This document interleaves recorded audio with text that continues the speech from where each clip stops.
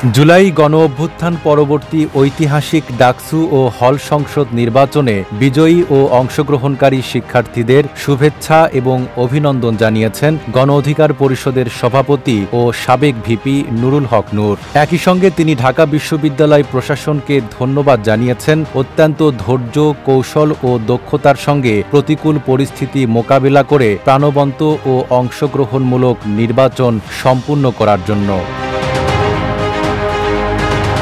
বুধবার এক বিবৃতিতে নুরুল হক নূর বলেন, আশা করি নবনির্বাচিত ডাকসু ও হল সংসদের নেতারা জুলাই গণঅভ্যুত্থানের স্পিরিটকে ধারণ করে ক্যাম্পাসের সব ক্রিয়াশীল ছাত্র সংগঠনকে নিয়ে ছাত্র রাজনীতিতে একটি নব দিগন্তের সূচনা করবেন, যেখানে ছাত্র রাজনীতি হবে জাতীয় রাজনীতির কালো থাবা মুক্ত এবং শিক্ষার্থী তথা জাতির কল্যাণে। ক্যাম্পাস হবে শিক্ষার্থীদের লেখাপড়া, গবেষণা, গান, কবিতা, আড্ডা, বন্ধুত্ব, সাহিত্য, সংস্কৃতি ও গণতান্ত্রিক মূল্যবোধ চর্চার তীর্থভূমি।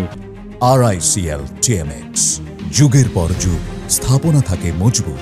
বিশ্ববিদ্যালয় প্রশাসন ও নবনির্বাচিত নেতাদের প্রতি আহ্বান জানিয়ে তিনি আরও বলেন, ডাকসু ও হল সংসদ নির্বাচনকে অন্যান্য একাডেমিক কার্যক্রমের মতোই একটি ক্যালেন্ডার ইভেন্টে পরিণত করার উদ্যোগ গ্রহণ করুন, যেন প্রতি বছর যথাসময়ে নির্বাচন হয়।